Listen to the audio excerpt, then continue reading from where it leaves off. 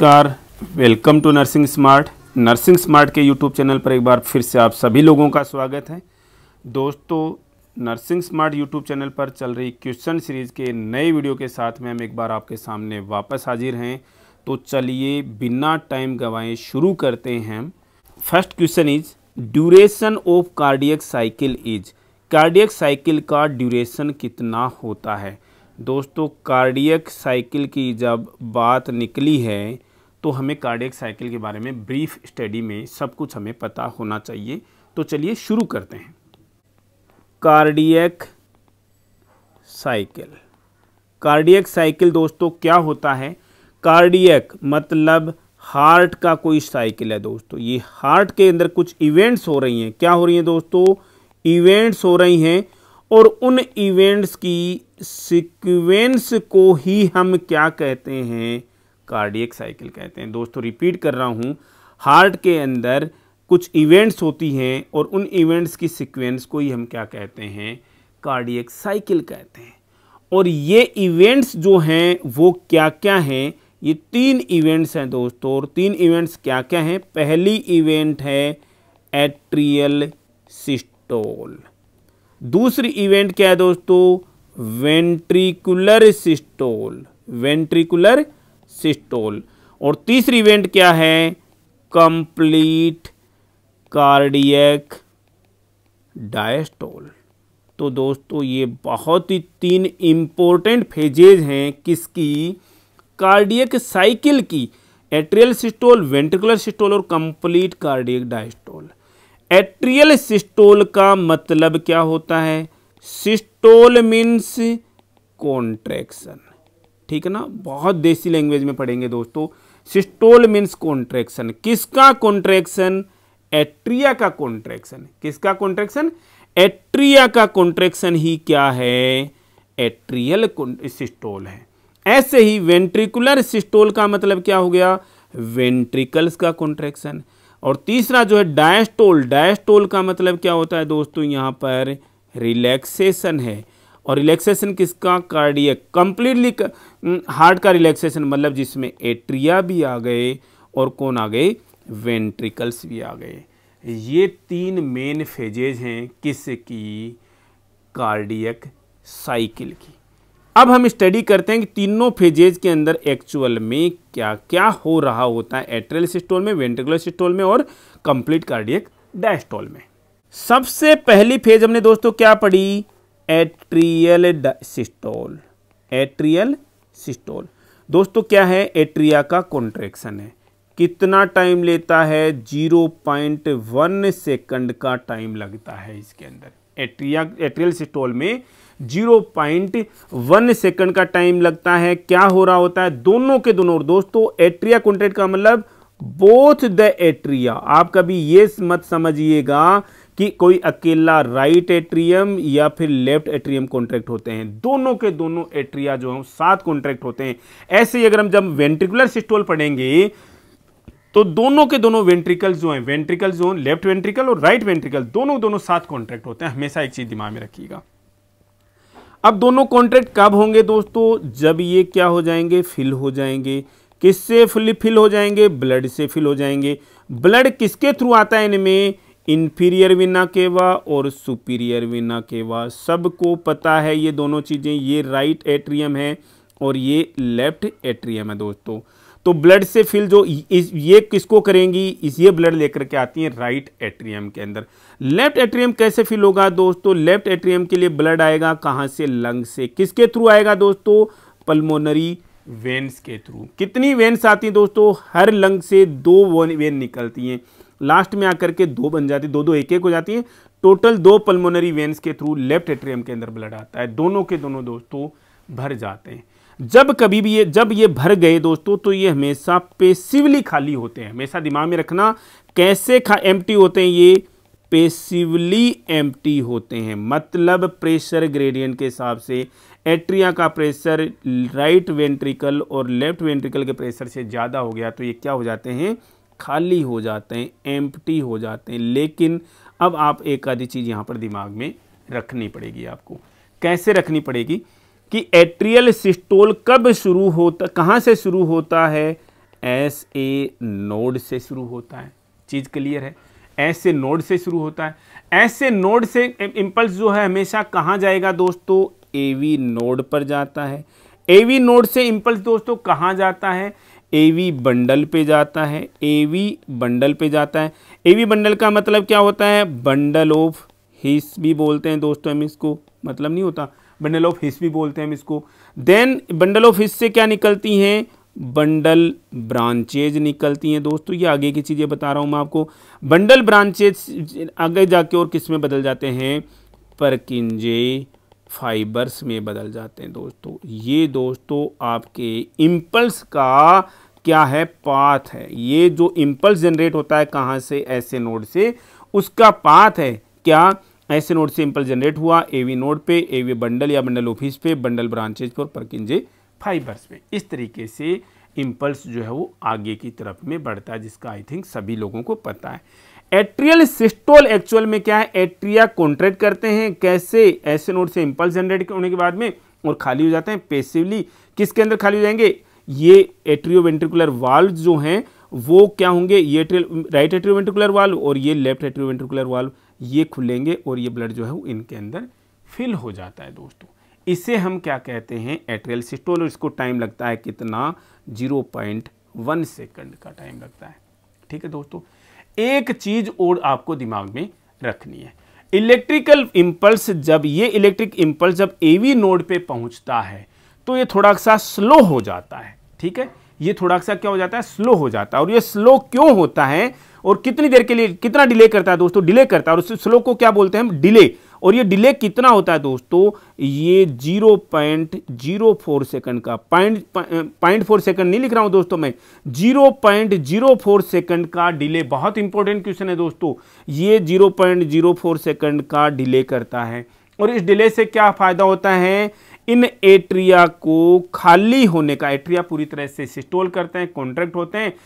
Ventricles contraction शुरू करें उससे पहले ये कंप्लीटली खाली हो जाते हैं। तो ये डिले है कितना?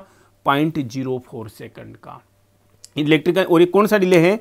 जो इंपल्स ऐसे नोड से एवी नोड तक पहुंचने का ये डिले है दोस्तों। क्लियर? नेक्स्ट रीड करते हैं हम वेंट्रिकुलर सिस्टोल। दूसरा क्या है दोस्तों? Ventricular systole. Ventricular systole. I hope दोस्तों आप लोग मेरे साथ साथ सारी वीडियोस पढ़ते जा रहे हैं। और एक चीज़ समझ लीजिएगा दोस्तों, जिस बच्चे ने कोई ये ना सोचे कि अभी तो जल्द में ESIC के एग्ज़ाम्स आने वाले हैं, फिर एम्स नोट सेट आने वाला है, फिर DSS भी आने वाला है दोस्तों। ऐसे ही एग्ज़ाम चलते रहेंगे, आप थोड़ा थोड़ा पढ़ते ऐसे रहेंगे, सबके लिए कभी भी सिलेक्शन नहीं होना दोस्तों। सिस्टमेटिक स्टडी करोगे 6 महीने के अंदर पक्का सिलेक्शन होगा, जो ऑनेस्टली स्टडी करेगा। तो चलिए इसके लिए हम सेपरेट वीडियो में बात करेंगे एक बार के लिए। वेंट्रिकुलर सिस्टोल का मतलब क्या है? सिस्टोल का मतलब कॉन्ट्रैक्शन और वेंट्रिकुलर का मतलब वेंट्रिकल्स का कॉन्ट्रैक्शन। ठीक है। अब दोस्तों दूसरी चीज, एक डिले हुआ था, हमने अभी पढ़ा क्या हुआ था? डिले हुआ था कहां से? ऐसे नोड से एवी नोड को इंपल्स आया तो उसमें डिले था। और डिले कितना था? 0.04 सेकंड का डिले था। क्यों? क्योंकि ताकि एट्रिया को पूरा का पूरा टाइम मिल जाए। अब एवी नोड पर जब इंपल्स आ जाता है, एवी नोड पर इंपल्स आ गया तो एवी नोड जो है वो अपने इंपल्सेज जो खुद जनरेट करता है दोस्तों, आगे उनको बढ़ाता है, अपने इंपल्सेज खुद जनरेट करता है। और कहां पर? वेंट्रिकुलर मायोकार्डियम में। कहां पर? वेंट्रिकुलर मायोकार्डियम में। और इसका मैंने पाथ आपको ऑलरेडी बता दिया दोस्तों। ऐसे नोड तो कहां पर था दोस्तों? राइट एट्रियम से अब कहां पर आ गया? ये एवी, राइट एट्रियम से एवी नोड पर आ गया। एवी नोड से आगे कहां जाएगा? बंडल ऑफ हिस पर जाएगा। बंडल ऑफ हिस लिख सकता हूं मैं इसको ऐसे, बंडल ऑफ हिस से बंडल ब्रांचेज और बंडल ब्रांचेज से परकिंजे फाइबर्स तक ही इंपल्स जाता है। और ये क्या कंप्लीटली क्या करता है? ये इसका जो इफेक्ट जो है नेट इफेक्ट क्या आता है? वेंट्रिकल्स का कॉन्ट्रैक्ट होना, वेंट्रिकल्स का कॉन्ट्रैक्ट होना, जिससे ये वेंट्रिकल्स कॉन्ट्रैक्ट करेंगे दोस्तों तो ब्लड कहाँ जाएगा? ये राइट वेंट्रिकल, ये left ventricle. Left ventricle contract करेगा तो ब्लड जो है वो एओर्टा के थ्रू कहाँ जाएगा? पूरे बॉडी सिस्टम्स में जाएगा, यानी सिस्टमिक सर्कुलेशन के लिए। राइट वेंट्रिकुलर कॉन्ट्रैक्ट करेगा, राइट वेंट्रिकल कॉन्ट्रैक्ट करेगा तो कहाँ जाएगा? पल्मोनरी ट्रंक के थ्रू कहाँ जाएगा?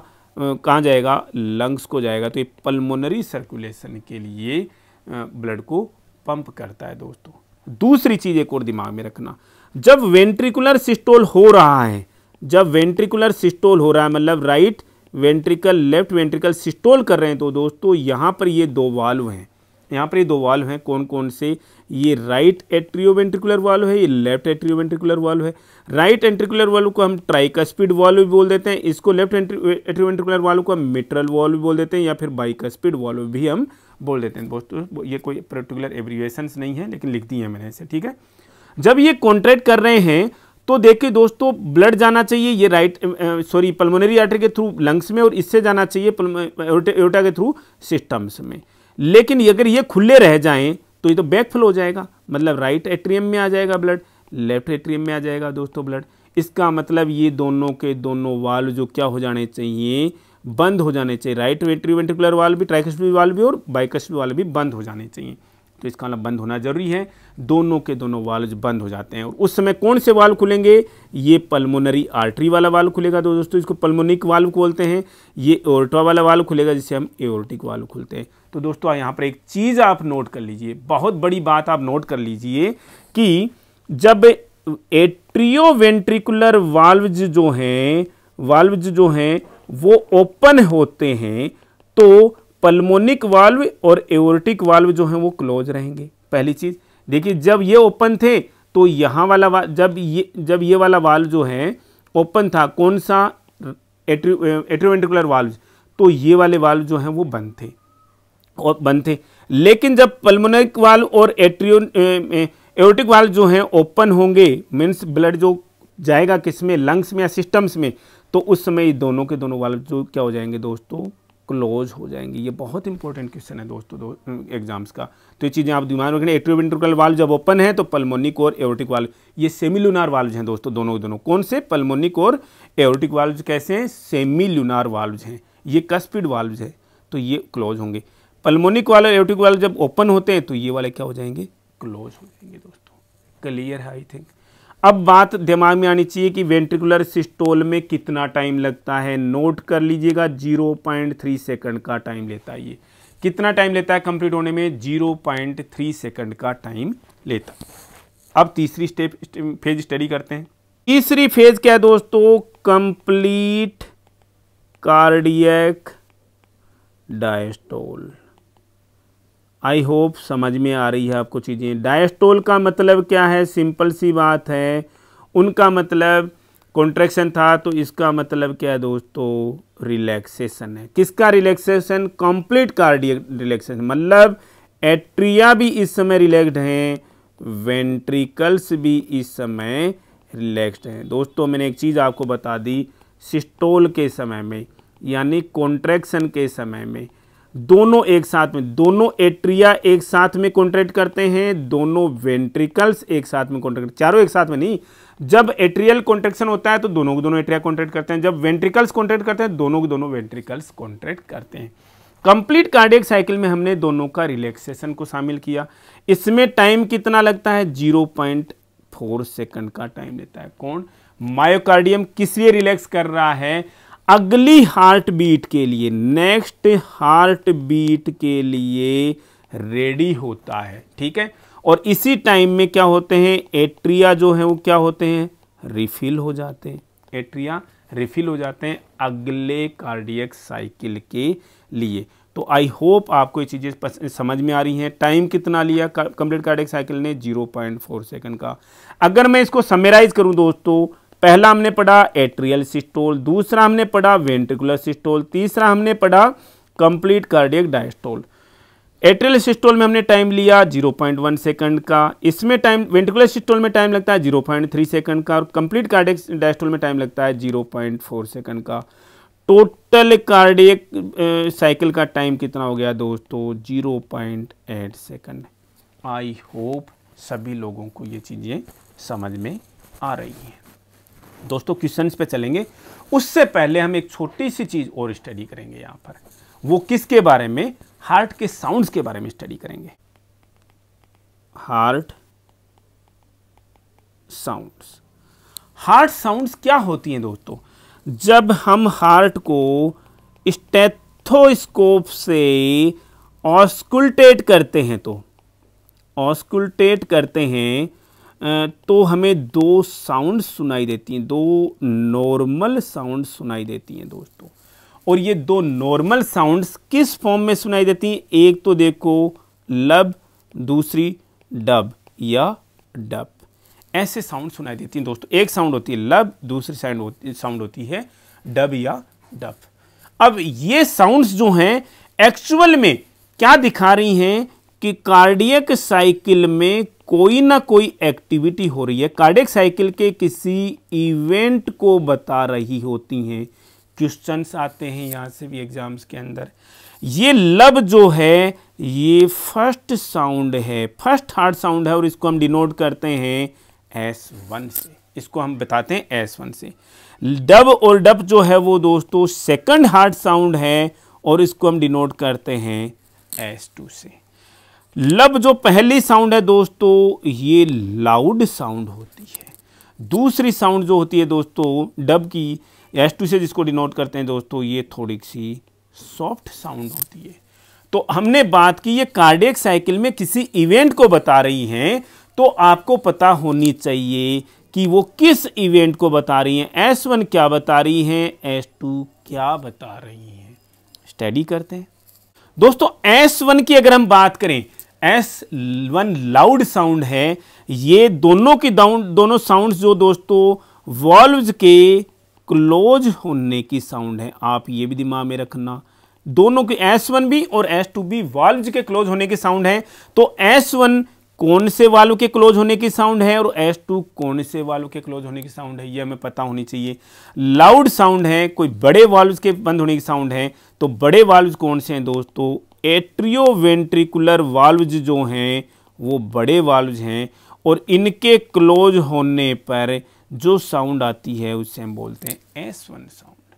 S2 साउंड जो है वो किनके क्लोज होने का साउंड है दोस्तों, ये सॉफ्ट है, तो ये पल्मोनिक वाल्व और एंड एओर्टिक वाल्व दोनों एक साथ ही बंद होते हैं दोस्तों। तो उनके क्लोजर का है, ना कि खुलने का। पल्मोनिक वाल्व या पल्मोनरी वाल्व के बंद होने का और एओर्टिक वाल्व के बंद होने का साउंड है दोस्तों। दोनों के दोनों कैसे हैं दोस्तों, सेमी लूनार वाल्व हैं। कहीं लिखा हुआ ही नहीं है एग्जाम के अंदर पल्मोनिक और एओर्टिक, तो सेमी लूनार वाल्व लिखा हुआ गया, तो दोस्तों इनके बंद होने का साउंड है दोस्तों। ठीक है जी, कोई दिक्कत नहीं है। तो ये एक चीज़, S1 के समय में एवी वाल्व बंद हो रहे हैं तो S1 सुनाई दे रही है। पल्मोनिक और एओर्टिक वाल्व जो है वो बंद हो रहा है, तो क्या हो रहा है दोस्तों, जो सिमिलर वाल्व हैं उनके बंद होने से क्या हो रहा है, S2 की साउंड आ रही है। अब इस समय में एक्चुअल में और क्या हो रहा होता है, S1 के समय में एक्चुअल में क्या होता है दोस्तों, आप समझ सकते हो। S1 देखो, ये वेंट्रिकल राइट वाला, लेफ्ट वाला, ये जब कॉन्ट्रैक्ट करते हैं तब ये बंद होते हैं दोस्तों। जब वेंट्रिकल्स कॉन्ट्रैक्ट करते हैं तब एट्रियोवेंट्रिकुलर वाल्व बंद होते हैं। तो वेंट्रिकल्स के कॉन्ट्रैक्शन को क्या बोलते हैं दोस्तों, वेंट्रिकुलर सिस्टोल। आई होप आप लोगों को अब समझ आ गया। वेंट्रिकुलर सिस्टोल होगा तो एट्रियोवेंट्रिकुलर वाल्व्स जो हैं वो बंद होंगे, क्लोज होंगे, और उनके क्लोज से जो साउंड आएगी उसे हम S1 से डिनोट करते हैं। ऐसे ही पल्मोनिक और एओर्टिक वाल्व जो हैं वो कब बंद होते हैं दोस्तों, जब ये वेंट्रिकल्स जो हैं वो डायस्टोलिक कंडीशन में, डायस्टोलिक स्टेट में है। मतलब ये किसको डिनोट कर रहा है, वेंट्रिकुलर डायस्टोल को,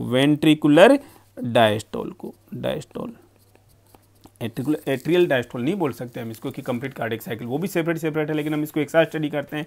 तो ये वेंट्रिकुलर डायस्टोल के समय जब वेंट्रिकल्स रिलैक्स कर रहे हैं दोस्तों, क्योंकि इन्हीं से जुड़े हुए, इन्हीं से जो निकल रही हैं जो ब्रांचेज, एक पल्मोनरी आर्टरी और दूसरी एओर्टा, उन्हीं से है। तो ये वेंट्रिकुलर डायस्टोल के समय में ये क्या होंगे, बंद होंगे। वेंट्रिकुलर डायस्टोल के समय में ये बंद होते हैं। इसका मतलब यानी उसी समय में लगभग, लेकिन कोई पैरेलल नहीं है, उसी समय में दोस्तों एट्रियल सिस्टोल हो रहा होता है, लेकिन हम उसको कंप्लीटली नहीं कह सकते कि एट्रियल सिस्टोल के समय में हो रहा है। No, this is at the time of ventricular diastole. इसलिए उस समय क्या होते हैं, पल्मोनिक और एओर्टिक वाल्व जो बंद होते हैं। उससे साउंड जो आती है वो कैसे डिनोट करते हैं, S2 से। कैसी साउंड होती है दोस्तों, थोड़ी सॉफ्ट होती है। ठीक है, आई होप आप लोगों को ये चीज़ें समझ में आई है। अब इनसे रिलेटेड मैं एक लास्ट चीज़ और डिस्कस करना चाहूँगा दोस्तों आप सभी लोगों के साथ में, और वो क्या डिस्कस करना चाहता हूँ मैं आपको कि 5 एरियाज हैं दोस्तों, 5 जगह हैं, 5 areas to listen to heart. Heart को सुनने के लिए जो 5 एरिया हैं वो कैसे सुनते हैं दोस्तों, और वो 5 एरिया क्या दोस्तों, ये वाल्व्स ही हैं सारे के सारे, ठीक है ना, ये वाल्व्स हैं सारे के सारे, उनमें से एक पॉइंट और है।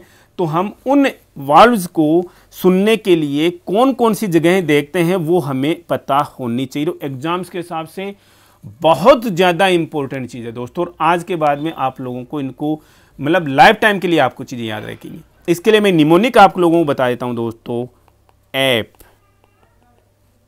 To man, ape to man, ape to man, ठीक है। एक का मतलब क्या है दोस्तों, एओर्टिक वाल्व है, समझ सकते हैं आप। पी का मतलब क्या है दोस्तों, पल्मोनिक वाल्व है, समझ सकते हैं आप इसको भी। ई का मतलब है अब्स पॉइंट, अर्ब्स पॉइंट, स्टडी करते हैं दोस्तों अभी। टी का मतलब ट्राइकस्पिड वाल्व, बार बार क्या लिखे वाल्व को। एम का मतलब क्या है, मिट्रल वाल्व। आई होप सभी लोगों को ये चीज़ें समझ में आ रही हैं।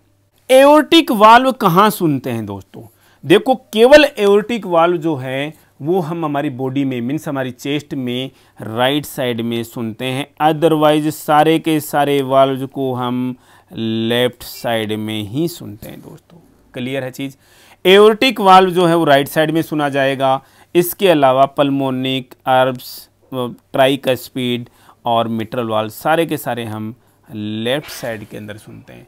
लेकिन अब राइट साइड में भी कहाँ, राइट में कहाँ पर दोस्तों, second intercostal space, right side centre coastal intercostal space. अब ये दोस्तों कैसे याद रखोगे, ये अगेन सेकंड लेकिन लेफ्ट हो गया, second intercostal space. Aortic valve और पल्मोनिक वाल्व दोनों सेकंड इंटरकोस्टल स्पेस पे सुने जा रहे हैं, लेकिन एक राइट साइड में और एक लेफ्ट साइड के अंदर है। क्लियर है। अर्ब्स पॉइंट कहाँ पर, एक एक आगे चलते जाइए। अर्ब्स पॉइंट कहाँ पर दोस्तों, थर्ड इंटरकोस्टल स्पेस पे, कहाँ पर, लेफ्ट साइड में। ट्राइकस्पिड वाल्व कहाँ, फोर्थ इंटरकोस्टल स्पेस पे, और मिट्रल वाल्व कहाँ, फिफ्थ इंटरकोस्टल स्पेस पे। चीज़ें क्लियर हैं। एओर्टिक वाल्व को हमने सेकंड इंटरकोस्टल स्पेस से शुरू किया, तो पल्मोनिक वाल्व भी सेकंड इंटरकोस्टल स्पेस पे, लेकिन ये एक राइट में था एक लेफ्ट में है। इसके बाद में एक एक आगे बढ़ते चले जाइए, नीचे आते जाइए, मतलब third intercostal space, fourth intercostal space और fifth intercostal space. Third intercostal space पे हम अर्ब्स पॉइंट है, और अर्ब्स पॉइंट पर ही हम S1 एंड S2 को सुनते हैं दोस्तों। S1 और S2 की जो साउंड है वो कहाँ पर आती है, अर्ब्स पॉइंट पर ही आती है दोस्तों। हमेशा दिमाग में रखना, Erb's point left side, third intercostal space. Fourth intercostal space पे हम क्या सुनते हैं, ट्राइकस्पिड वाल्व को सुनते हैं। फिफ्थ इंटरकोस्टल स्पेस पे हम मिट्रल वाल्व को सुनते हैं दोस्तों। ये रिपीटेड क्वेश्चंस हैं एग्जाम्स के, DSSB के भी हैं, एम्स के भी हैं। आई होप आप लोगों को ये निमोनिक से क्वेश्चन है याद रखने में। क्या निमोनिक है, एफ टू मैन, ठीक है। Aortic valve, pulmonic valve, Erb's point, tricuspid valve और मिट्रल वाल्व समझ में आएगा। तो चलिए दोस्तों अब हम क्वेश्चंस को मूव करते हैं, हमारे जितने भी क्वेश्चंस हैं उनको मूव करते हैं। क्या इनके बेसिस पर हम सोल्व कर सकते हैं जो 5-7 क्वेश्चंस हैं हमारे। Duration of cardiac cycle is, cardiac cycle का ड्यूरेशन दोस्तों कितना था हमने ऑलरेडी स्टडी कर लिया। एट्रियल सिस्टोल जो है वो 0.1 सेकंड का है, वेंट्रिकुलर सिस्टोल जो है वो कितना है, 0.3 सेकंड का है, और कंप्लीट कार्डियक डायस्टोल जो है दोस्तों 0.4 सेकंड का है। टोटल कितना हो गया, 0.8 सेकंड टोटल ही पूछा दोस्तों इसने, तो 0.8 सेकंड अच्छे से याद रखना है। The impulse delay produced by the AV node allows the atria to, दोस्तों हमने पढ़ा था SA नोड से जब इम्पल्स जनरेट होता है और AV नोड पर पहुंचता है तो वहां पर 0.04 सेकंड का डिले हो जाता है दोस्तों। और ये डिले किस लिए है, ताकि एट्रिया जो हैं वो कंप्लीटली एम्प्टी हो जाएं, कंप्लीटली एम्प्टी हो जाएं। तो देखिए दोस्तों कहाँ से, कौन से ऑप्शन में हमें मिलता है? Repolarise simultaneously. दोस्तों रीपोलराइजेशन का मतलब तो रेस्टिंग स्टेट होती है, रेस्टिंग स्टेट में तो एम्प्टी होने का सवाल ही नहीं होता। Contract before the ventricles, yes contract, ये एट्रिया कॉन्ट्रैक्ट करेंगे तो ही क्या होगा ना, जब वेंट्रिकुलर कॉन्ट्रैक्शन से पहले एट्रिया कॉन्ट्रैक्ट कर रहे हैं तो ही ये खाली होंगे। तो दोस्तों ऑप्शन करेक्ट है। Send impulse to the bundle of His, नहीं अभी तो एवी नोड पे अटका हुआ, तो बंडल ऑफ हिस पे कैसे जाएगा? कंप्लीट देयर फिलिंग, दोस्तों कंप्लीट देयर फिलिंग नहीं, कंप्लीट देयर एम्प्टिंग होता तो ये ऑप्शन क्लियर करेक्ट हो जाता दोस्तों, तो ये ऑप्शन भी गलत है। कॉन्ट्रैक्ट एट्रियल कॉन्ट्रैक्शन के लिए before the ventricles. Clear? I hope सभी लोगों के ऑप्शन भी के क्वेश्चन भी क्लियर है। The normal pacemaker of the heart is SA node. Clear है दोस्तों, रिपीट हो गया आई थिंक क्वेश्चन ये। The two valves called semilunar valves, मैंने बताया दोस्तों दोनों सेमिलुनार वाल्व्स कौन से हैं दोस्तों? एक पल्मोनिक वाल्व या पल्मोनरी वाल्व, और दूसरा कौन है? Aortic valve. दोनों के दोनों semilunar valve. Pulmonic tricuspid no, pulmonic aortic yes, aortic mitral no, aortic tricuspid no. Passive stretching exerted by blood on the ventricular muscle at the end of diastole is referred to as. दोस्तों ये भी बहुत important question है और हम इसको ले नहीं पाए अभी हम पढ़ते समय, अब हम इसको स्टडी करेंगे दोस्तों। दो बड़े अच्छे टर्म्स हैं क्या? एक प्री लोड, एक आफ्टर लोड। ये दोस्तों एग्जाम्स की दृष्टि से बहुत ही इंपॉर्टेंट टर्म्स हैं और ये हमें अच्छे से आने चाहिए। Pre load and after load. दोस्तों टर्म्स को इतना इजी नहीं है समझना, इनको बहुत इंपॉर्टेंट टर्म्स है एग्जाम्स के लिए। ये बहुत बेसिक सा मैं आपको समझाऊंगा इनके लिए मैं। प्री लोड एक्चुअल में क्या होता है, आफ्टर लोड एक्चुअल में क्या होता है। प्री लोड का मतलब है ये मायोकार्डियम की एबिलिटी, मायोकार्डियम की एबिलिटी, मायोकार्डियल एबिलिटी है दोस्तों, ठीक है ना। मायोकार्डियम की एबिलिटी है, किस चीज की एबिलिटी? स्ट्रेच करने की और कॉन्ट्रैक्ट करने की एबिलिटी है। मायोकार्डियम के स्ट्रेच और कॉन्ट्रैक्ट करने की एबिलिटी है। वेंट्रिकल्स के मायोकार्डियम की स्ट्रेच और कॉन्ट्रैक्ट करने की एबिलिटी है। किस समय में? ये बहुत इंपॉर्टेंट चीज है दोस्तों। Eight the end of diastole, diastole के एंड पर स्ट्रेच और कॉन्ट्रैक्ट करने की एबिलिटी है, पहली चीज। दूसरी डेफिनेशन दोस्तों जो हम इसको समझते हैं, इसको कैसे डिटरमाइन करते हैं कि कैसे डिटरमाइन करेंगे दोस्तों? लेफ्ट वेंट्रिकल में एंड ऑफ डायस्टोल के टाइम पर कितना ब्लड जो है वो बच गया है, कितना ब्लड जो है वो रिमेनिंग है, या कितना प्रेशर है उस समय में, ये चीज समझ लीजिएगा दोस्तों। तो ये बेटर डेफिनेशन एक पढ़िएगा आप इसकी, या याद कीजिएगा। प्री लोड का मतलब क्या है दोस्तों? कि लेफ्ट वेंट्रिकल्स का, ये लेफ्ट वेंट्रिकल के अंदर कितना ब्लड बचा हुआ है या कितना प्रेशर बचा हुआ है, किस समय में? एंड ऑफ डायस्टोल के समय में, ठीक है। उसी को हम क्या कहते हैं? प्री लोड कहते हैं। दूसरी चीज हमने क्या पढ़ी थी इसके लिए? मायोकार्डियम के स्ट्रेच और कॉन्ट्रैक्ट करने की एबिलिटी है, कब की? एंड ऑफ डायस्टोल की, ठीक है। ये तो प्री लोड की डेफिनेशन है दोस्तों। आफ्टर लोड क्या चीज है दोस्तों? ये कुछ बाद की चीज है। आफ्टर लोड की प्रॉपर डेफिनेशन क्या है दोस्तों? कि लेफ्ट वेंट्रिकल को एओर्टा में ब्लड पुश करने के लिए, एओर्टा में ब्लड पुश करने के लिए कितना प्रेशर लगाना पड़ता है। और ये प्रेशर क्यों लगाना पड़ रहा है? क्योंकि एओर्टा का वहां पर क्या है दोस्तों? रेजिस्टेंस है। कोई अपने घर में कैसे घुस जाने देगा भाई ऐसे ही। तो एओर्टा के रेजिस्टेंस के अगेंस्ट में लेफ्ट वेंट्रिकल को ब्लड पुश करने के लिए, कहां पर? सिस्टमिक सर्कुलेशन के लिए एओर्टा में ब्लड पुश करने के लिए कितना प्रेशर लगाना पड़ रहा है, वही क्या है दोस्तों? आफ्टर लोड है।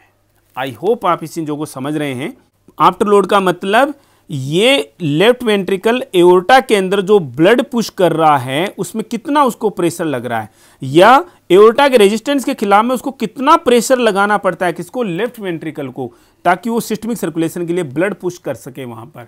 इसको हम आफ्टर लोड कहते हैं दोस्तों, ठीक है ना। थोड़ी सी डिफरेंट से डेफिनेशन है दोस्तों, पढ़नी पड़ेंगी, समझनी पड़ेंगी। अब मैं बार बार बोल करके कोई फ़ायदा नहीं, क्योंकि आप वीडियो को रिवाइड करके देख सकते हैं कि प्री लोड को मैंने कैसे समझाया और आफ्टर लोड को मैंने कैसे समझाया है दोस्तों।